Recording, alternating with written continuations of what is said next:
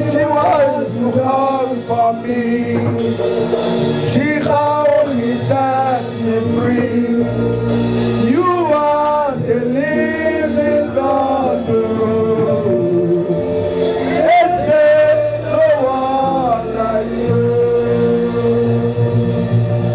See what you done for me.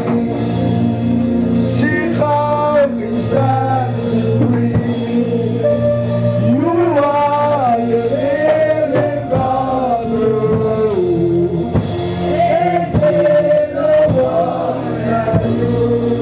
Seigneur, personne n'est comme toi. Et personne ne sera jamais comme toi. C'est pour ça que nous sommes heureux et fiers de t'appartenir.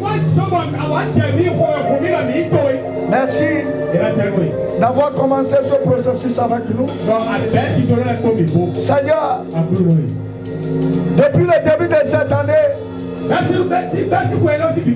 nous avons entamé la marche. Et aujourd'hui, nous sommes au deuxième jour du 10e mois. Et personne n'a manqué. Que ton nom soit glorifié. Tu as dit, toutes les brebis que tu m'as confiées, aucune d'elles ne s'est perdue, sauf le fils de la perdition. Et nous avons vu que tu confirmes cette parole. Que ton nom soit glorifié. Seigneur, ce matin, nous sommes dans la joie de voir ce 10e mois. Reçois la gloire. Reçois la gloire. Reçois la gloire. Reçois la gloire.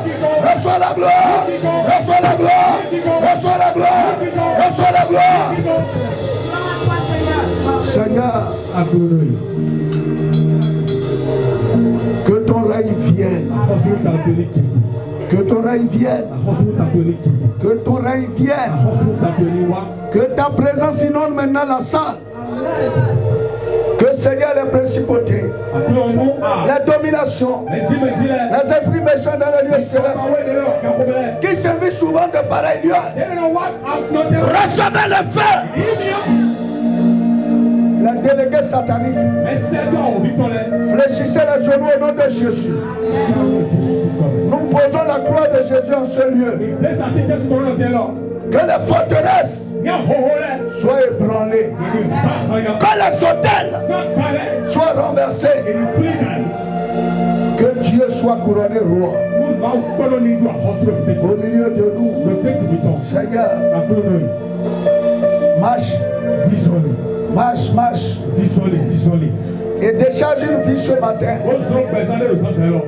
Une vie chargée de fardeaux, des difficultés, des problèmes, des âmes tourmentées, les âmes qui ont perdu la joie et la paix. Que Dieu vous libère ce matin. Que Dieu libère de toute captivité ce matin. Que Dieu dise un mot sur ta vie. Que Dieu dise un mot sur ma vie. Seigneur, l'interprète de moi sommes en tes mains. Connaître-nous au Saint-Esprit. Nous avons besoin de toi. Sans ton esprit, on ne peut pas prêcher ta parole.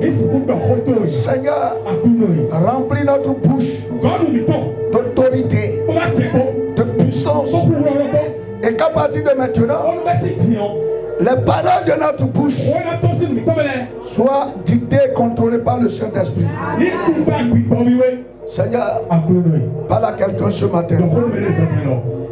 Seigneur, parle à quelqu'un ce matin. Parce que tout ce peuple est venu vers toi. Il ne cherche pas un homme. D'ailleurs, un homme ne peut rien leur faire. Mais auprès de toi, il y a la vie. La vie en abondance. Que la vie soit déversée au milieu du peuple. Je menace l'esprit de mort. Personne ne mourra ce 10e mois. Sois loué, sois magnifié. Merci parce que tu le fais. Au nom puissant de Jésus-Christ, nous avons prié. Amen. Amen. Asseyons-nous. Bien-aimés, que la paix et la grâce de notre Seigneur Jésus-Christ repose sur tout un chacun de nous tous. Nous avons commencé un programme depuis le vendredi. Et par la grâce de Dieu, on le terminera aujourd'hui. Que Dieu fortifie tout un chacun de nous. Et que nos corps ne soient pas fatigués au point de négliger l'essentiel.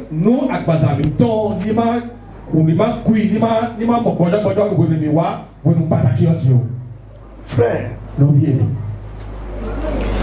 nous avions commencé un thème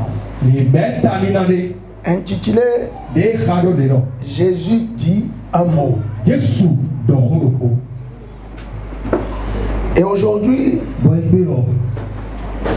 nous allons, le thème spécifique, c'est Jésus dit un mot afin que ce tourbillon s'arrête. Mon frère, lorsque quelqu'un doit parler en votre faveur, lorsqu'il est important qu'un autre puisse parler avant que vous n'ayez solution, cela suppose que vous avez déjà essayé tout ce que vous pouvez. Et à la fin, vous vous êtes rendu compte que la solution n'est plus de votre côté. Et donc lorsqu'on demande à Jésus de dire un mot, cela veut dire que nous avions essayé déjà beaucoup. Mais on n'est pas satisfait. Et on a besoin de son secours. Jésus dira un mot dans ta vie. Nous allons lire un texte. Marc 4, 35 à 41. Aujourd'hui, je veux que votre esprit soit ici. Parce que nous allons écouter la parole. Et nous allons prier. C'est de ça qu'il est question. Marc 4, 35 à 41 qui se lit comme suit. Le passage se lit comme suit.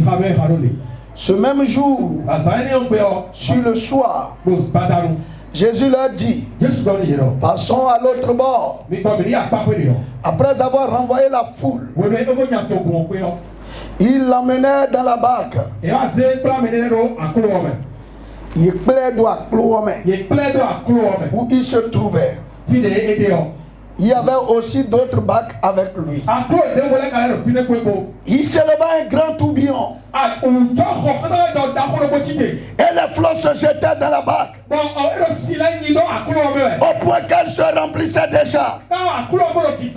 Et lui, il dormait à la poupe sur le coussin. Il le réveillait. Il lui dit, Maître, ne t'inquiètes-tu pas de ce que nous périssons? S'étant réveillé, il menaça le vent. Et c'est dans d'autres gens. Et dit à la mer, silence, tais-toi. Et le vent cessa. Et il y eut un grand calme. Puis il a dit, pourquoi avez-vous ainsi peur? Comment n'avez-vous point de foi? Il fut saisi d'une grande frayeur. Et ils se disent les uns aux autres, quel est donc celui-ci à qui obéissent même le vent et la mer? Bien-aimés, nous bénissons le Seigneur qui nous a permis de voir le 10e mois. Parce que certains aujourd'hui ont commencé l'année mais ne sont plus. Qu'est-ce que nous avons payé? Quel sacrifice avons-nous fait En tout cas, moi, je n'ai rien payé. Et je n'ai fait aucun sacrifice que d'adorer le Seigneur. C'est une grâce. Et lorsque je lis le livre d'Esther, le chapitre 2, le verset 16, ma Bible me déclare que le 10e mois, Esther fut conduite au palais du roi. Ce mois est ton mois. Je dis ce mois est ton. Dieu va te conduire à une gloire à laquelle tu n'avais jamais accédé. Alléluia. Les gens vont signer des contrats ce mois. Les gens vont commencer des boulots ce mois. Il y aura des opportunités ce mois. Parce que le Seigneur, parce que Dieu, quelle que soit la tempête qui va se lever, va te conduire à bord. Tu iras t'asseoir à ce ciel de gloire pour que Jésus soit glorifié. Si tu es convaincu, crie Alléluia. Mes frères, Esther, la domestique, Esther, l'orpheline de père et de mère, au 10e mois, il y avait une multitude de jeunes filles. Il y avait une compétition. Mais le 10e mois, une cloche a sonné au ciel. Et le roi Assuérus a regardé et il a dit: non, je choisis cette jeune fille. Le bonheur va localiser quelqu'un sur moi. La joie va localiser quelqu'un sur moi. L'évolution va localiser quelqu'un sur moi. Parce qu'une cloche a sonné au ciel. Alléluia. Je peux n'être rien, mais parce que Dieu décide le 10e mois de m'offrir un fauteuil. Les gens vont me rechercher et ils vont me retrouver. Alléluia. Tu as cherché longtemps et tu n'as pas trouvé. Aujourd'hui, Jésus dira un mot et tu trouveras ce que tu as cherché longtemps. Tu as cherché la joie, tu as cherché la paix, tu as cherché la promotion. Tu as même jeûné pour ça. Et ça n'a rien donné. Ce mois-là, tu es de l'or aux yeux de Dieu. Tu es précieux aux yeux de Dieu. Et comme ce qui est précieux ne peut être négligé, les gens ne peuvent plus t'ignorer. Mais vous savez, il y a un chant qui dit: les lames ça dit que il dit les chants après les larmes. Non. Donc, Adassi Goudo, non soit au cré. Les chants après les larmes. Le trône après la croix. Le texte de ce matin nous dit simplement que Dieu a de bons projets. Dieu a pris un décret à ton sujet. Mais pour que cela s'accomplisse, les tourbillons vont se lever. C'est ce que me dit le texte de ce matin. Il y aura des moments douloureux, des moments de pression, des moments d'oppression. Mais si tu restes cramponné sur l'objectif, tu verras le résultat. Bien aimé, c'est ce que Jésus a voulu faire vivre à ses apôtres. Dans ce passage que nous avons lu, Jésus les a menés à une gloire. Mais ils doivent d'abord traverser la mer. C'est ça. Et analysant le texte de ce matin, je vois 4 temps forts qui attirent mon attention. Le premier temps, Jésus a demandé à ses disciples qu'il passe à l'autre bord. Et il était avec eux. Mais ce qui a surpris ici, lui se met à dormir quand le voyage démarre. Bien aimé. Vous savez, je viens de vous déclarer quelque chose sous l'inspiration du Saint-Esprit.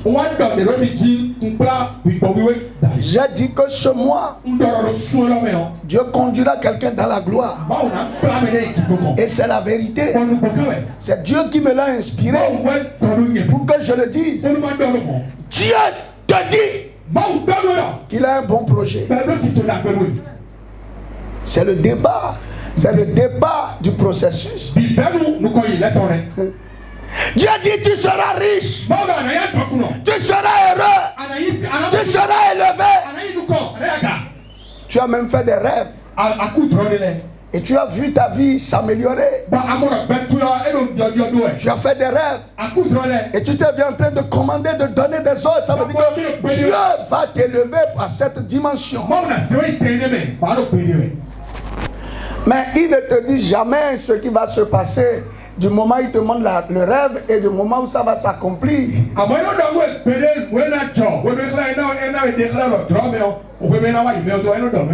fait que Jésus a dit passons à l'autre bord, dans le plan de Dieu, il y a un bon aboutissement à chaque chrétien. C'est-à-dire que la finalité de chaque chrétien doit être une vie de gloire, une vie d'honneur, une vie de grande réputation. En fait, Dieu ne voit pas ceux avec qui il collabore comme des gens qui vivent la misère, la pauvreté, le dénouement, la tristesse, la honte. Non.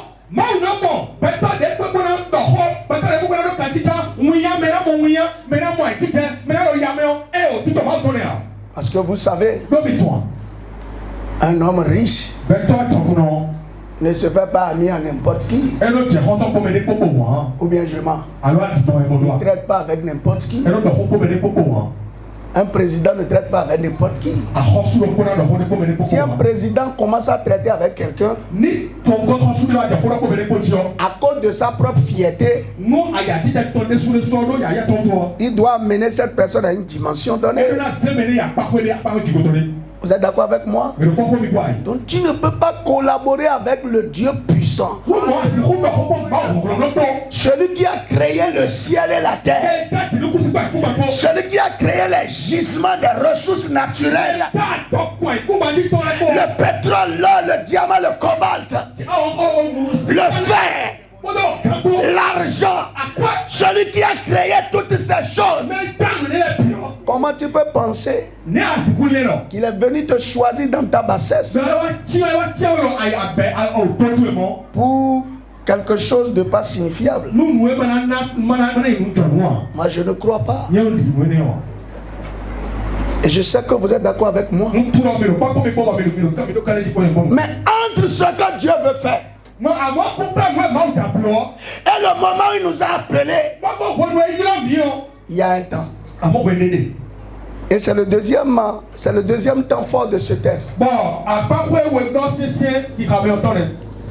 Et c'est ce qui arrive à beaucoup. Vous savez, quand Jésus a parlé, les disciples se sont mis en marche. En même temps, ils ont apprêté la barque. Jésus était dedans. Ils ont commencé à ramer avec la joie, avec l'espérance. Comme c'est le cas de beaucoup. Voyez, quand vous découvrez l'amour de Dieu, vous découvrez les vérités, les promesses de Dieu, il y a une joie qui vous anime. Il y a l'espérance qui se crée en vous. Et vous commencez à aller. Pendant que vous commencez à évoluer, le diable n'est pas content. Et c'est là qu'il y a le déclenchement du tourbillon. C'est ça. Le diable qui avait déjà scellé vos sorts. Comment veut-il vous laisser? Vous étiez les prisonniers du diable. Vous étiez ses marionnettes. Il vous utilisait pour assouvir à ses désirs. Et un jour, vous vous levez, vous dites: non, je veux la gloire de Dieu. Je refuse la gloire des hommes. Mes frères, cette décision n'est pas toujours facile. Ce n'est pas toujours facile. C'est comme à un moment donné, vous décidez de quitter un château pour une cabane aux yeux du monde. Ok. Quelqu'un qui a un père ou une mère qui est dans une connexion qui leur procurait de l'argent. Ils allaient à l'école en voiture, ils mangeaient tout ce qu'ils voulaient, ils allaient dans les bons restaurants. Et puis subitement, cette personne rencontre le Seigneur et dit: non, j'ai compris que je préfère l'amour de Dieu que la richesse de ce monde. Les parents vont dire: ah bon? On va laisser voir maintenant où ta foi là va te conduire.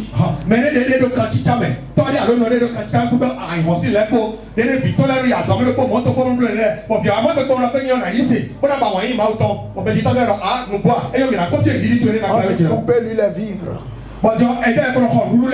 Non, on lui dit: coupez-lui les vivres. Voilà, comme ça. C'est pourquoi on te regarde 1-2 jours à la maison, on ne te donne rien. Quand tu persistes dans ta foi, la moto qu'on t'avait achetée, remets-moi la clé. Tu finis encore. On voit que tu ne veux pas changer. On dit aujourd'hui là, tu dois sortir. Parce que ta présence est devenue gênante.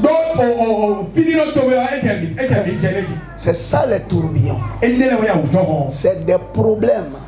C'est des situations qui ont pour objectif de vous décourager pour que vous n'atteigniez pas l'objectif final. Et le chrétien, dans sa vie terrestre, est souvent confronté à ces moments. Et cela, à un moment donné, menace la vie de certaines personnes. Le tourbillon peut prendre l'aspect d'une maladie grave dans certains cas. Chez d'autres, c'est des problèmes financiers cruciaux.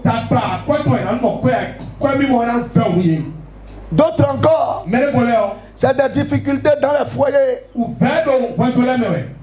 Pour d'autres, c'est le manque criard d'opportunités. Quelquefois en raison de leur appartenance à Christ.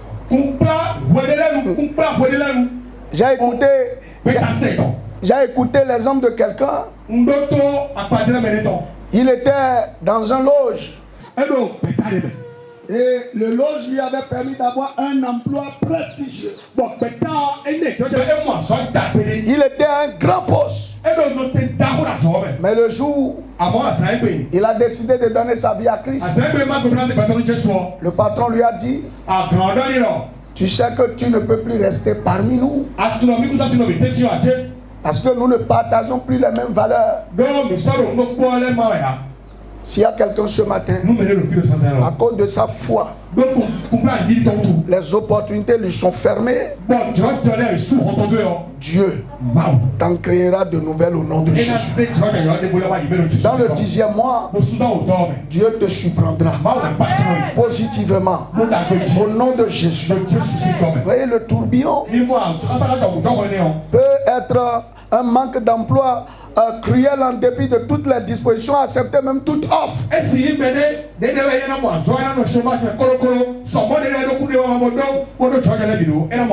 Mon frère, quelqu'un était allé chercher un emploi un jour. Et l'employeur a dit, il dit, te trouver de l'emploi c'est rien. Mais il y a une condition. Si tu acceptes, on te donnera l'emploi. Et quelle était la condition? Le patron, l'employeur devait le laver à minuit. S'il accepte d'être lavé à minuit,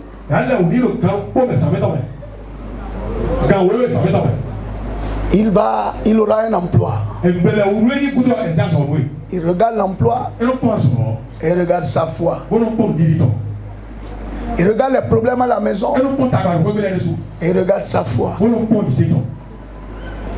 Et c'est dans ça qu'il est venu me voir. Il dit, pasteur, qu'est-ce que je fais?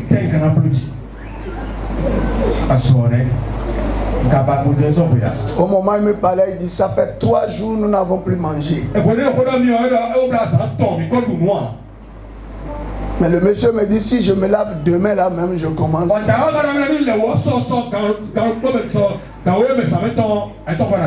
Et je lui ai dit, mon frère, Dieu que j'adore peut te donner plus. Sois persévérant. Refuse cet emploi. On voulait lui payer combien? 40 000. Mais vous croyez que c'est quoi? Parce que c'est travailler dans une boulangerie, c'est où?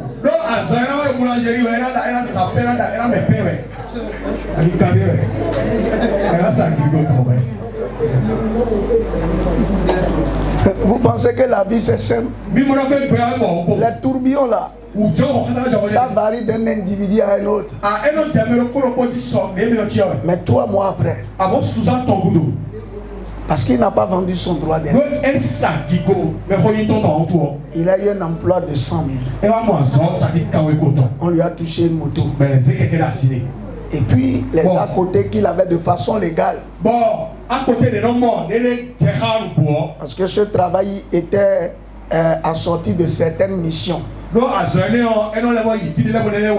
Les missions lui permettaient de gagner 2 fois et demi ce qu'on lui a donné comme salaire. Donc au final, il s'est retrouvé à 350 000 au moins par mois, contre 40 000 après être lavé. Vous avez vu ce qui se passe? C'est ça le tourbillon.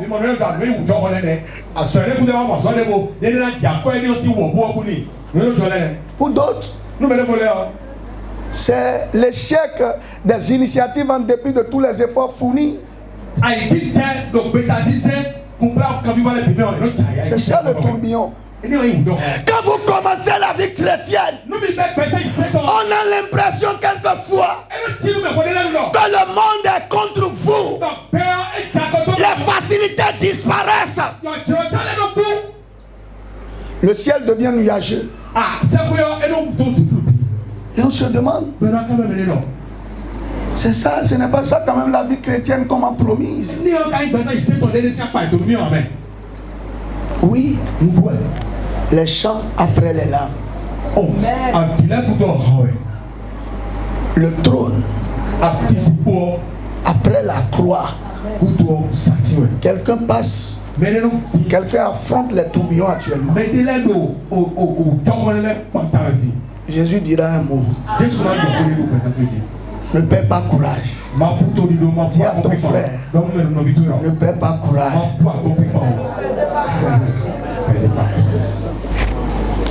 Toutes ces situations, comme le cas des disciples, ça avait suscité une grande inquiétude, la peur. Non. La situation que les chrétiens, les disciples vivaient avait suscité l'inquiétude et provoqué la peur dans leur vie.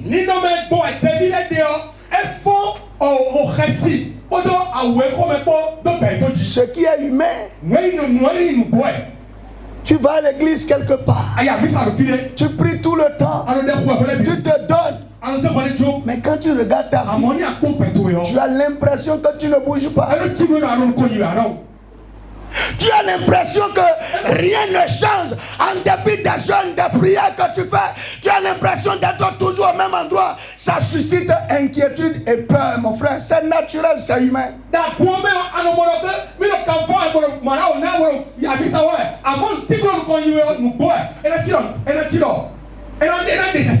Cela a amené les disciples à crier sur Jésus. Hé Jésus, tu ne t'inquiètes pas de ce que nous sommes en train de périr. Ils se sont pris à Jésus. Frère, mais c'est pas ça qui va apaiser la tempête. Quelquefois c'est tellement fort qu'on dit non, le pasteur, lui ne regarde pas mon cas. Le pasteur, lui ne vient pas personnellement prier pour moi. Non, moi c'est pas moi. Hein.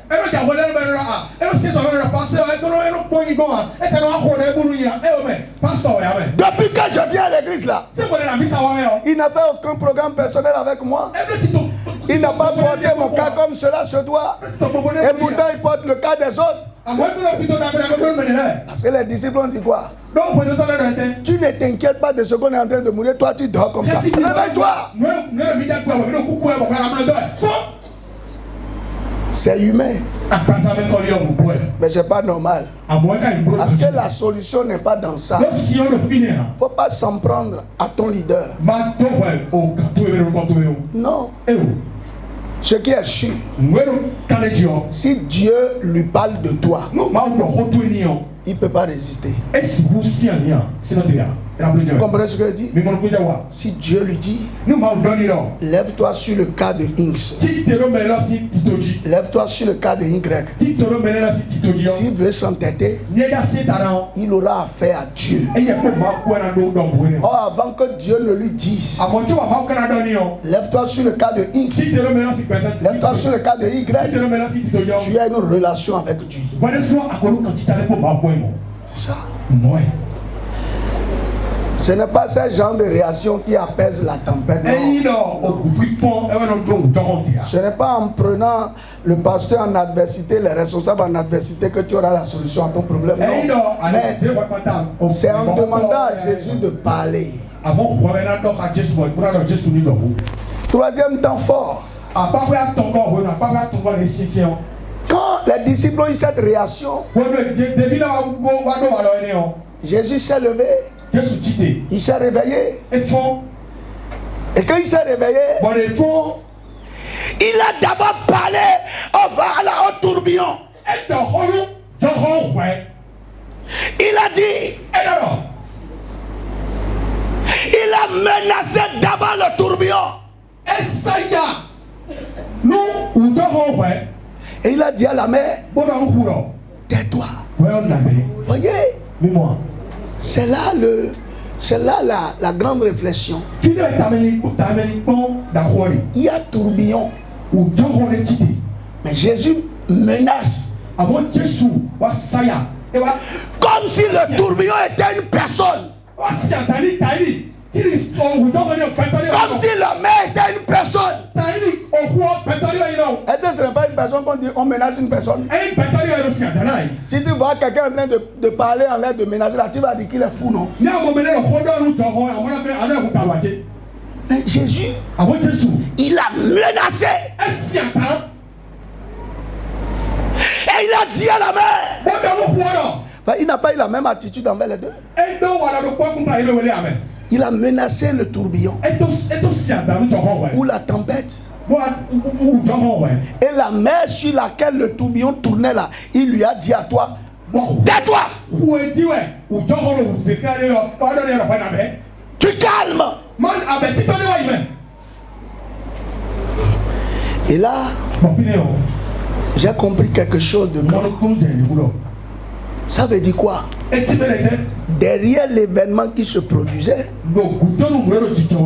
il y avait des êtres vivants. Est-ce que vous me comprenez? C'est-à-dire que derrière ce qui se passait là, c'est un vent qui tournait. Derrière la situation, il y avait des êtres vivants, mais qui ne se sont pas fait apparaître. Mais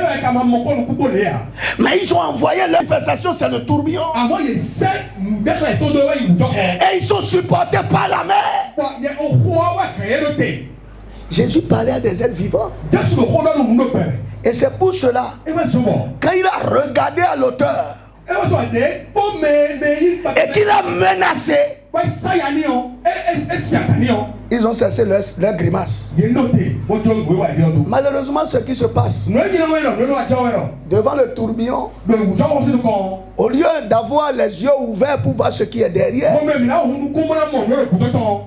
on s'attaque, on a peur. Et plus vous avez peur, plus il vous intimide. plus vous avez peur, plus ils agissent encore à votre endroit. Mes frères, ok. Je donne un exemple. Pendant la nuit, tu es en train de rentrer chez toi et tu vois un monstre sur la voie. Et tu commences à dire, oh ma vie, oh ma vie. Plus tu dis ça, plus tu viens avec assurance. Mais quand tu dis, viens ici, tu vas voir ce que tu vas rencontrer. Tu vas voir que il va encore essayer de foncer pour voir. Mais quand tu ne réagis plus, il sent que bon, peut-être que tu as une âme qui ne comprend pas. Moi j'ai vu ça quand j'étais encore enfant, je compte ça toujours. Franchement, on avait un grand frère du quartier. Quand tu n'as pas encore fait la circoncision, quand il te voit, il fait les yeux comme ça. Tu as fait la circoncision? Et on t'étale fou. C'est que même quand il te voit de loin là, et il change les yeux, toi-même tu détales. Mais le jour où j'ai fait la circoncision, quand il a fait les yeux de loin, j'étais peinard. Et je suis venu à son niveau. J'ai dit oui. J'ai fini ça depuis. Et il dit, on fait ça plusieurs fois. J'ai dit, montre-moi pour toi. Et quand j'ai dit ça, il a su que moi, je ne suis plus influençable. L'attitude que vous avez devant les problèmes va renforcer ce qui est derrière les problèmes, il va le chasser. Quand Jésus s'est levé, il a menacé ce qui est derrière.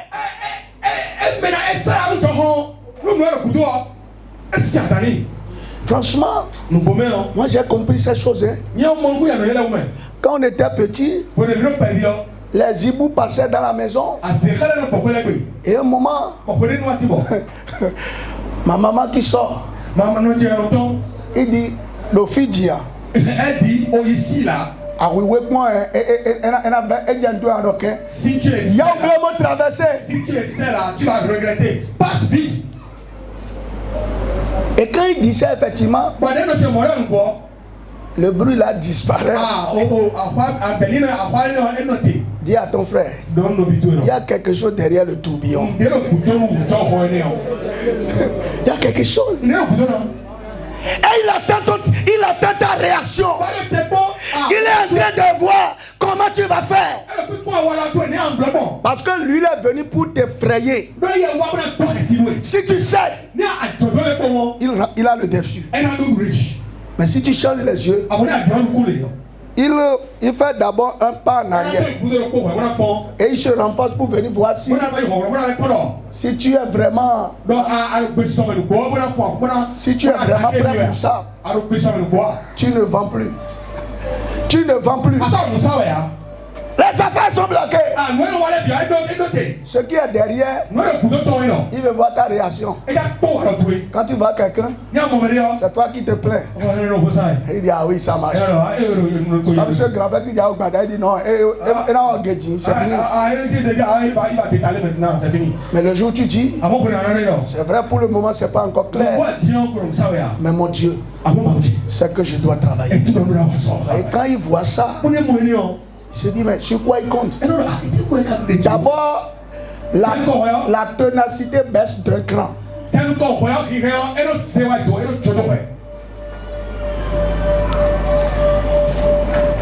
Et voyez,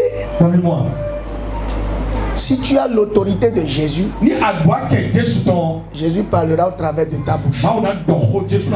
Parce que ce matin, Jésus va parler au travers de nos bouches. C'est ça la prière. C'est ça la prière. Frère, Le quatrième temps fort de ce test. Je suis en train de décrypter le test que nous avons lu. Je vais décrypter d'abord avant que nous n'allions voir maintenant plus profond certaines choses. C'est le reproche de Jésus. Après avoir parlé, il les a qualifiés d'hommes de peu de foi. C'est pas ce qu'il a dit. Il dit, pourquoi avez-vous peur? Comment n'avez-vous pas de foi? Point de foi. Point de foi. J'ai compris. Pourquoi Jésus? Parce que humainement parlant, ce qui se passait devrait faire peur. Oui, ça devrait faire peur. Parce qu'on dit, le vent, le tourbillon remplissait la bague et la bague s'enfonçait. Les gens faisaient tout et la bague s'enfonçait. Comment ils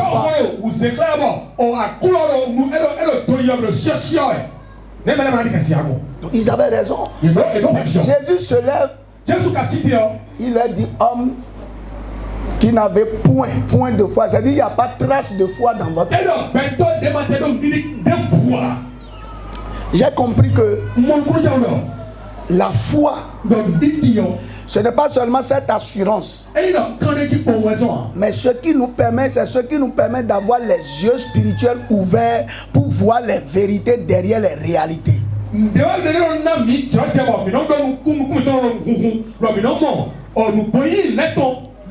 Parce que si les disciples avaient vu que ce n'est pas un tourbillon, mais qu'il y a des êtres derrière, les disciples, ils avaient le pouvoir de menacer les démons.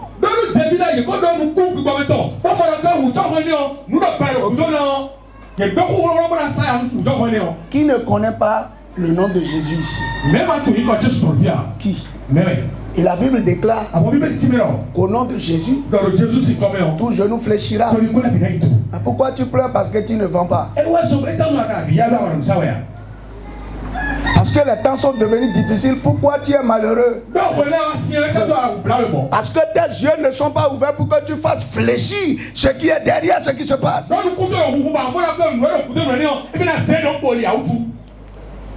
C'est pour ça qu'on a peur. On ne voit pas souvent ce qui est derrière l'événement que nous vivons. Ok. Tout ce que tu entends, ça ne marche pas. Mais en réalité, c'est un démon qui est derrière. Donc le jour où tu comprendras le démon, donc tu n'as pas les armes pour lutter contre les démons. Que même en une seule fraction de seconde, les démons disparaissent. Les démons ne sont pas pareils. En fait, c'est pour cela que certaines actions spirituelles sont inefficaces. Est-ce que vous comprenez ce que je dis? Je vais revenir sur ça tout à l'heure. Les démons, il y en a de différentes catégories selon leur rang. Il y en a, c'est au nom de Jésus ils partent. Il y en a, c'est le sang de Jésus qui les fait passer. Il y en a, c'est dans le jeûne et la prière qu'ils partent. Voyez, tous les démons ne sont pas pareils.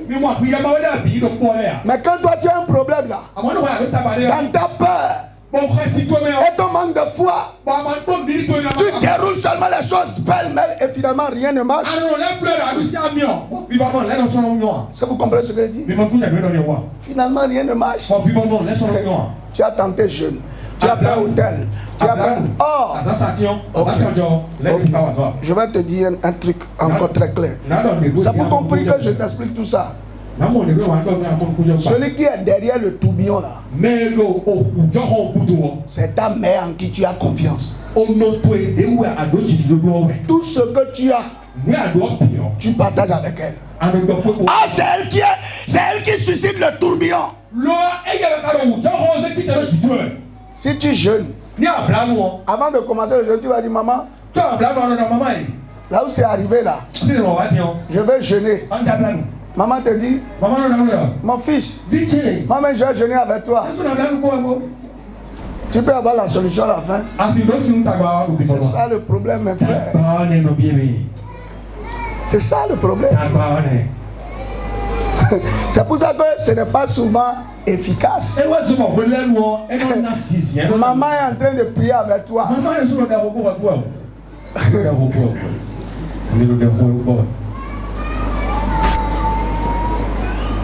Bien-aimé,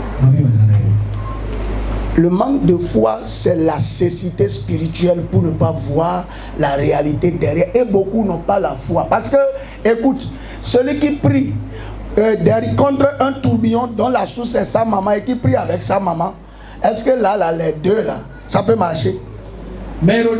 Si tu as vraiment la foi, tu sauras que tu ne vas pas... Pourquoi certains parents, quand tu ne leur dis plus rien, disent maintenant tu me caches les choses? Comment? Moi, à mon âge là maintenant, si je veux uriner, je dois venir te demander permission. Maintenant tu me caches les choses. Maintenant tu me caches les choses. Quand une maman dit ça, elle dit ah. Aya zodo djije we ah. Je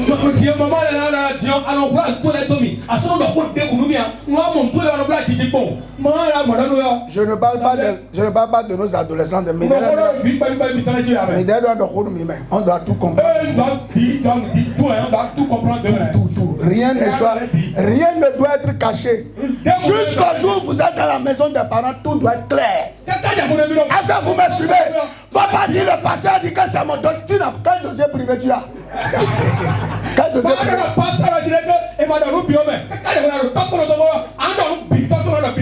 C'est un jour j'ai dit à ma maman. Bon, et pendant les vacances là, moi-même j'ai des programmes. Et il dit ah bon? Écoute-moi très bien. Ton programme est dans mon programme. Donc les enfants, votre vie privée est dans notre vie privée.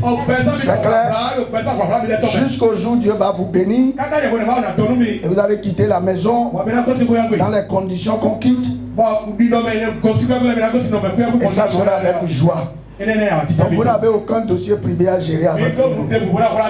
Alléluia. Alléluia. Voilà, c'est bien clair. C'est clair pour tout le monde. Bien aimé. Vous savez, on vient maintenant à la réalité. Vous avez déjà compris le sens du tourbillon. Je ne veux plus revenir sur ça. Mais ce matin, Dieu a ouvert mes yeux sur une cause, quelque chose qui est derrière beaucoup de tourbillons.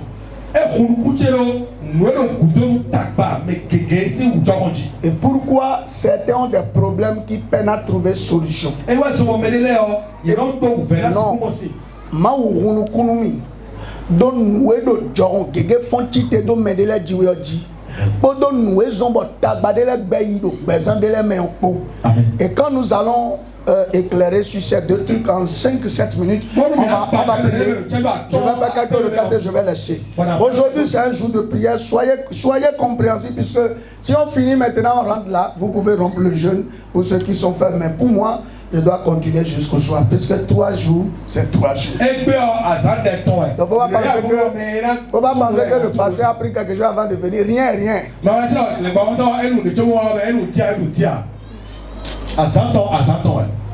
Non, mais je n'ai pas dit que c'est ce que tu vas faire. Qu'est-ce qui est derrière les tourbillons de nos vies? Parce que ce que Jésus a vu là, Jésus l'a vu. Et il a menacé. Il n'a pas dit au tourbillon. Oh, tourbillon. Qu'est-ce que tu es en train de faire comme ça? Laisse-nous continuer. Il a su que ce qui est derrière le tourbillon le menace. Vous comprenez ce que je dis? Et à la fin, il faut lui imposer une attitude. Oui, c'est deux choses. Qui travaillaient de commun accord. Il y a un, il faut menacer. Et il y a un, il faut le mettre dans une condition. Est-ce que vous avez compris? Il n'a pas menacé les deux. On dit, il menaça le vent. Il tient la mer. Il a parlé. Mais l'autre, il a menacé. Et ces gens. Méfie-toi, tu vas pas demain. Et alors tu dis, tais-toi. Et c'est la même chose. Ça dit qu'il ne serait pas une seule force qui était derrière les tourbillons. Le tourbillon qui se soulève contre ta vie là. Qu'est-ce qui est derrière ça? Qu'est-ce qui fait que pour toi les choses semblent difficiles? Alors, en étudiant le livre de 2 Samuel, le chapitre 21, du premier verset au verset 9, j'ai compris ce qui est derrière certains tourbillons comme la pauvreté, la misère chronique, le manque d'opportunités. J'ai compris ça. Je pouvais prendre chaque cas, mais je n'ai pas le temps.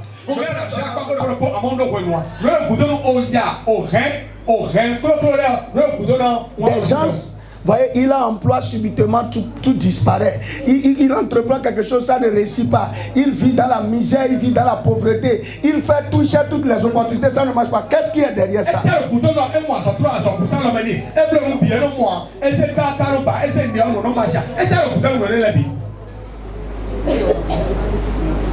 Lisons 2 Samuel 21. On ne va pas tout lire, on va pas tout lire. Mais on dit, du temps de David, il y eut une famine qui dura 3 ans. Et qu'est-ce que David a fait? David chercha la face de l'Éternel. Et l'Éternel lui dit, voyez, il est allé chercher la cause. La cause de ce problème. Pourquoi? Moi je suis ton bien-aimé. Je suis l'homme selon ton cœur. Mais voici 3 ans où j'ai pris le trône. Mais le pays ne connaît que la famine. Voyez, et Dieu lui a dit, c'est à cause de Saül et de sa maison sanguinaire.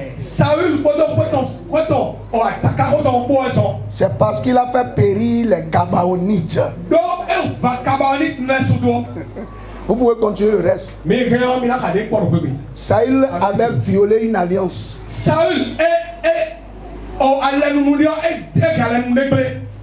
Et la conséquence de cette violation, c'est la pauvreté, la famine dans tout le peuple.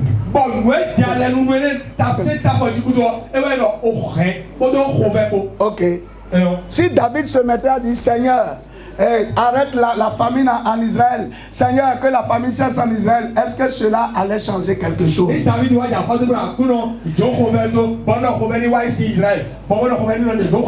très bien. La cause de la famine, c'était la violation d'une alliance. Les Gabaonites étaient allés voir Josué. Et ils ont conclu une alliance. Et au nom de cette alliance, les Israélites ne devaient jamais tuer les Gabaonites. Mais Saül, dans son zèle, a tué les Gabaonites. Et Dieu a pris position pour une alliance négative. Parce que Dieu n'était pas dans cette alliance, mais comme les gens ont formulé l'alliance, Dieu respecte toujours l'alliance.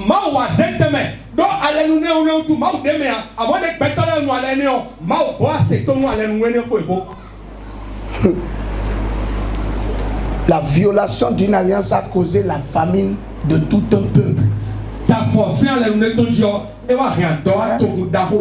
Pendant 3 ans. Vous vous rendez compte? Ton problème, peut-être, tu as l'argent, tu ne sais pas ce que ça fait. Peut-être que le patron qui est sous toi, l'alliance que lui a conclue, personne ne peut prendre l'argent là pour faire quelque chose de bien fait. Voilà que toi, tu te lèves seulement, tu fais jeûner, prière sans chercher à comprendre ce qui fait que c'est comme ça.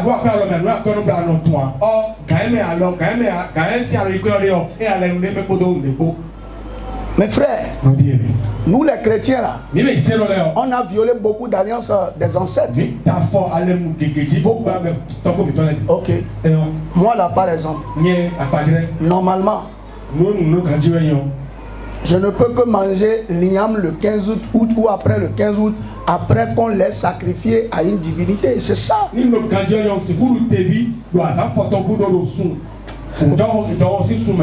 Ça, c'est ce qui est établi par les gens de mon village.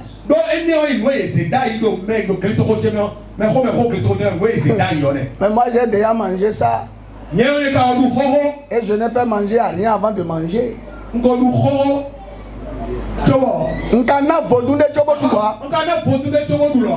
Maintenant, vous pensez que le fétiche à qui tout le monde a donné, que moi je n'ai pas donné, la femme est laissée?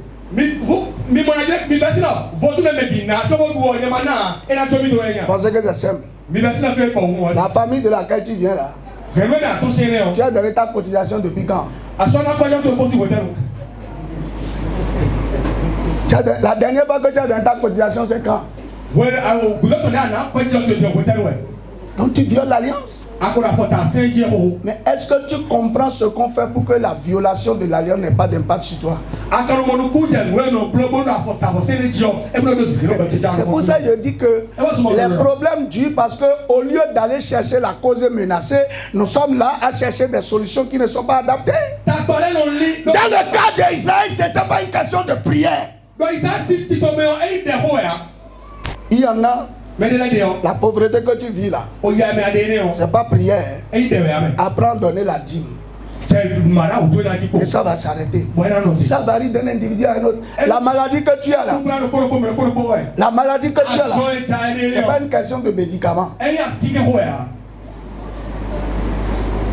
Vous voyez, quand David est allé voir, c'est là que j'ai vu que effectivement nous passons vraiment à côté.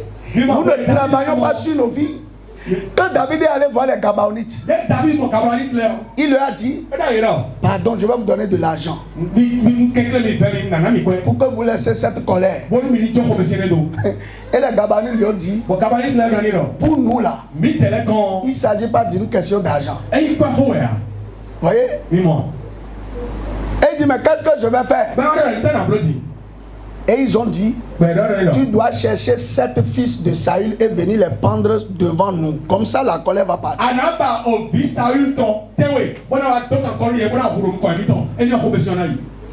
Et c'est ce que David a fait. Avant que la famine ne s'arrête. Vous comprenez ce que je dis? Nous ne comprenons pas la cause, la source des tourbillons. Donc ce que Dieu veut qu'on fasse, on ne le fait pas. Et le problème perdu. Et je viens maintenant. Je viens sur le dernier point pour qu'on prie. Le problème perdu. Dans l'exposé que je viens de faire, vous avez compris un peu. Mais c'est les 2 points de ce matin-là. De l'école de dimanche.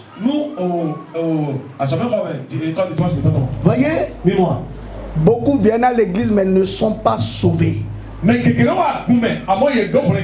Ou bien ils sont sauvés, mais ils ne suivent pas la voie du Saint-Esprit. Ok, pourquoi je dis les gens viennent, ils ne sont pas sauvés? Ok, tu es chrétien et tu refuses d'abandonner le péché. Où est le salut? Parce que Jésus est venu pour détruire le pouvoir du péché. C'est ça le sacrifice. Mais toi, tu refuses de sortir de la vie de péché. Les problèmes vont durer. Parce que le diable va te tenir par ça. Est-ce que tu sais que le petit mensonge que tu qualifies de petit là, c'est ça qui va que tu es toujours dans cet état?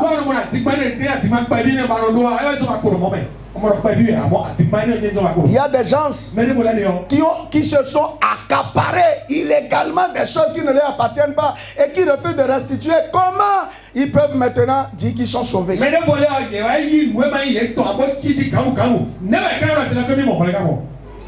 Les gens disent qu'ils viennent à l'église. Mais quelquefois, ils ne pensent pas que Jésus soit suffisamment fort pour les protéger. C'est pour ça qu'il est là, mais il a son savon. Il a sa bougie qu'il allume, parce qu'il faut qu'il soit protégé par la bougie. Quand est-ce que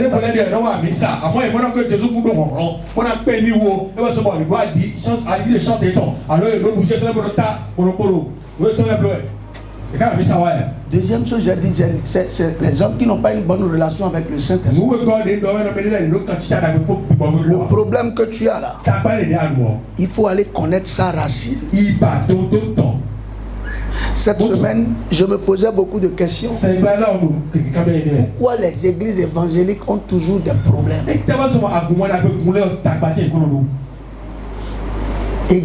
Une autre église se soulève contre une autre église. C'est-à-dire qui se disent avoir les mêmes objectifs. Les gens vont même jeûner pour dire que l'autre église là, que ça soit cassé et que ça s'arrête. Ouais, si tu ne sais pas, tu vas dépenser ton énergie pour rien. Tu vas dire, Seigneur, l'autre qui prie contre moi là, foudroie-le, terrasse-le.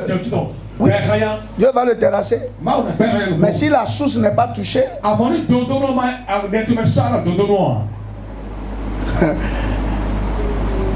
il y aura un autre semblable que lui qui continuera la bataille. Ça là, j'ai compris par les alliances des ancêtres. Béanzé a dit, vous n'allez jamais vous entendre pour faire quelque chose de bien. Donc moi je comprends aujourd'hui. Si c'est pour le bien, pourquoi les féticheurs ne se combattent pas? Pourquoi? Ils savent qu'ils sont dans le même réseau. Il y a même des partenariats. Si ça te dépasse, je viens en renfort. Mais dans l'église évangélique là, en tout cas au Bénin, ailleurs c'est différent. Les alliances négatives sont en train de nous combattre. Et malheureusement, comme on ne coopère pas avec le Saint-Esprit, on ne laisse pas le Saint-Esprit nous révéler la source des problèmes pour menacer. Vous voyez, quand quelqu'un a un problème, il se lève spontanément et dit, je vais décréter 3 jours de jeûne. Je vais faire 7 jours. Je vais faire 14 jours. Okay. Je vous ai dit tout à l'heure, les démons ne sont pas pareils. C'est pas parce que Jeanne a fait 3 jours, ça lui a marché, que Jacqueline va faire 3 jours, ça va lui marcher. Parce que ce ne sont pas les mêmes démons. Dans le cas de David, il fallait tuer. Peut-être que dans ton cas, il faut couper des liens. Il faut te séparer avec de certaines personnes. Mais voilà que toi tu es seulement jeune. Et c'est pour ça que finalement, ça te fatigue puisque tu as trop jeûné, tu as trop prié. Et rien n'a changé. Frère, je pense que si nous sommes réellement sauvés et nous laissons le Saint-Esprit nous guider, il nous conduira dans toute la vérité. Et nous prendrons les actions et les mesures efficaces qu'il nous faut pour le problème qui perdure dans nos vies.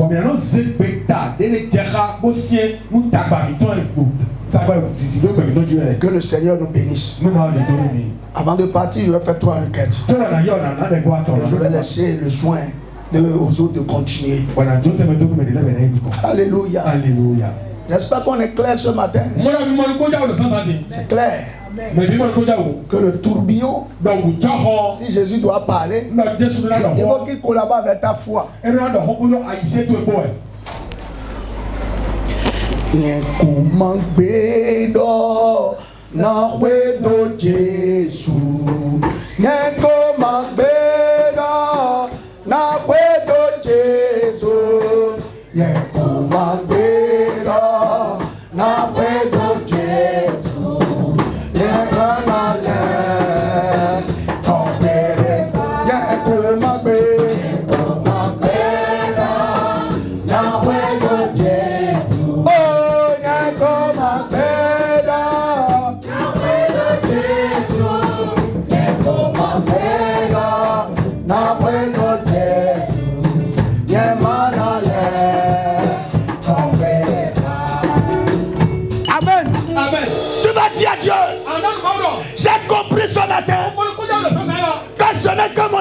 à toi qui va permettre que tu menaces les choses. C'est pour cela ce matin, je m'engage à nouveau à m'attacher à toi, à marcher dans tes voies, à être un chrétien véritable. Qu'il faut que je te suive, qu'il faut que je m'accroche à toi, qu'il faut que je te suive, qu'il faut que je m'accroche à toi. Seigneur, je veux maintenant être chrétien.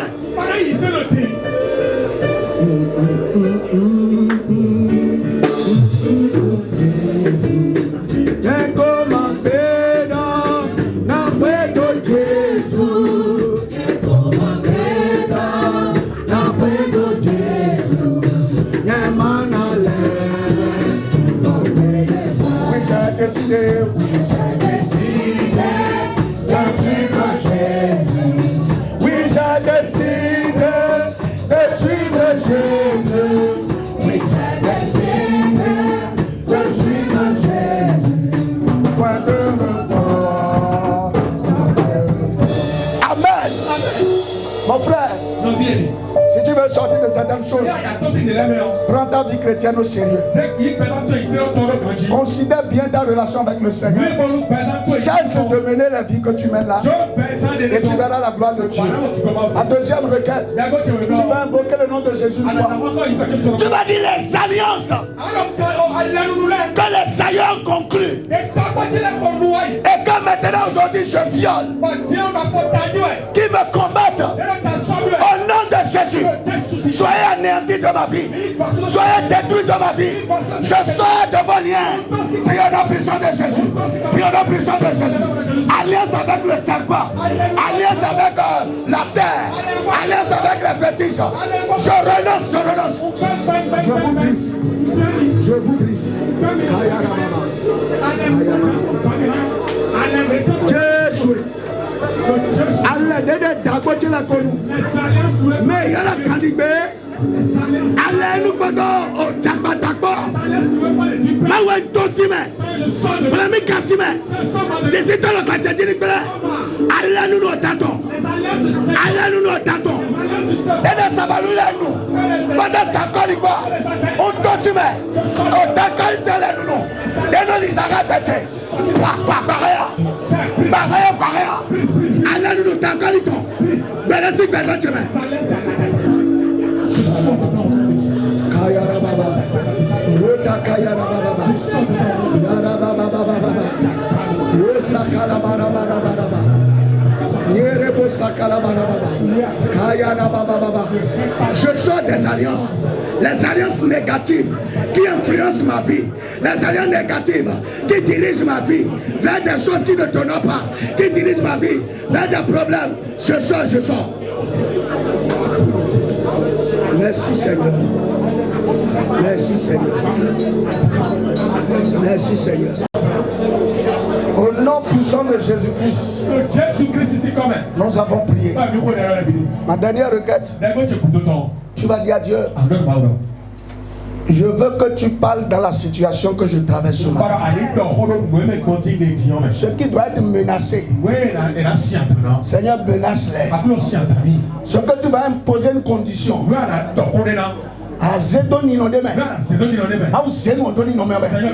voyez, Dieu a mis la mer dans une condition de calme et de silence. Et regardez, la mer ne peut pas rester calme normalement. Mais Jésus lui a dit, calme-toi. Jésus lui a imposé une condition pour que le tourbillon s'arrête. Tu vas dire Jésus, tu connais ta situation. Tu vas dire Jésus, je donne un modèle de prière. Regarde le poids des dettes qui pèsent sur moi.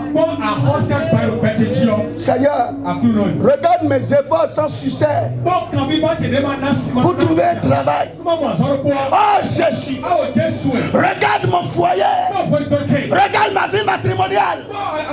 Et ce matin, parle Seigneur, menace ce qui mérite d'être menacé. Impose une condition à ce qui mérite d'être menacé. Prie au nom puissant de Jésus.